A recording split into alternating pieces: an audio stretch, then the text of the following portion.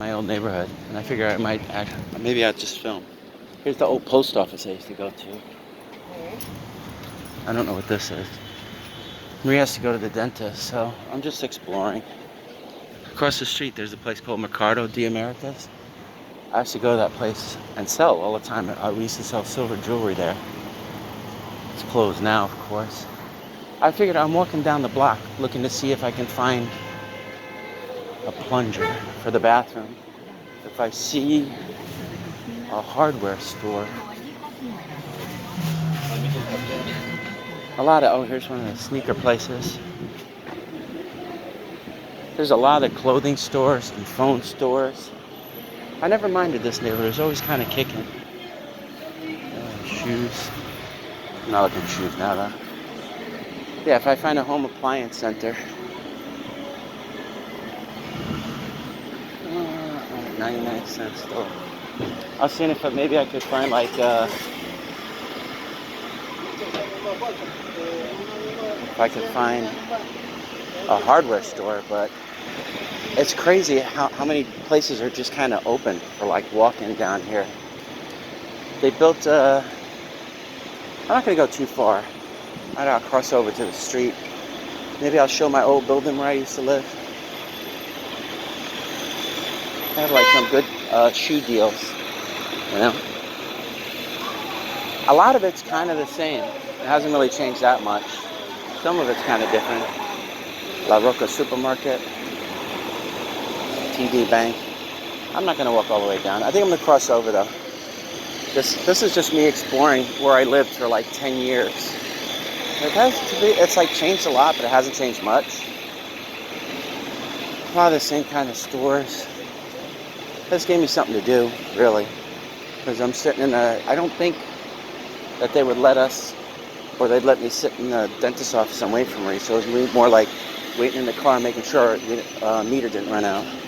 But you can see there's a lot of like food places, Boost Mobiles, cardiology places, yeah.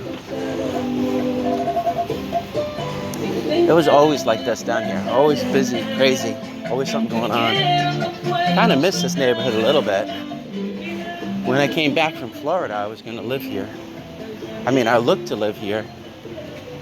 I mean, if we actually wound up in Fort Lee because the schools were better. Here's a nice big empty store. I always wanted to buy a piece of property around here.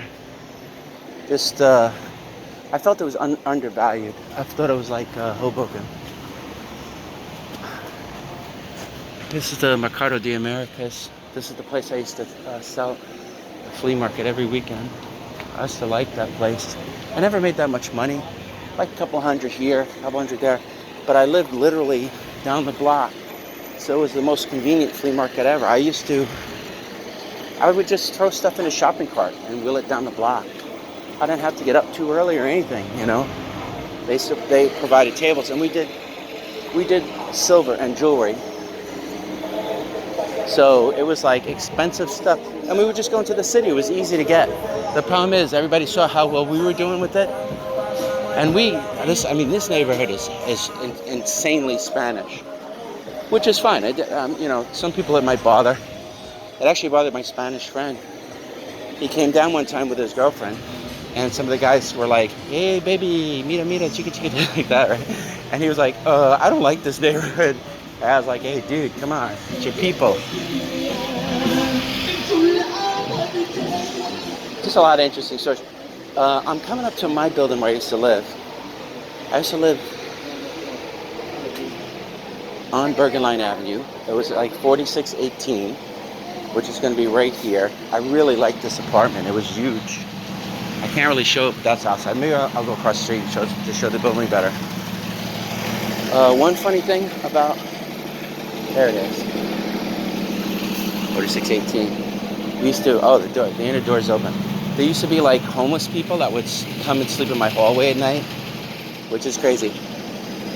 This place used to be a perfume store, and they would have like girls that would pretend they were like robots, and then when you walk by, they would move. So guys would like hang out the windows on weekends, or a bunch of people, and they would just like watch and wait for the person to move. It's pretty cool. This used to be a food town, which was pretty goddamn convenient. Like, I could just go and get food. It was like literally right across the street from where I live. But they changed it to a CVS. I was like, oh great, another CVS.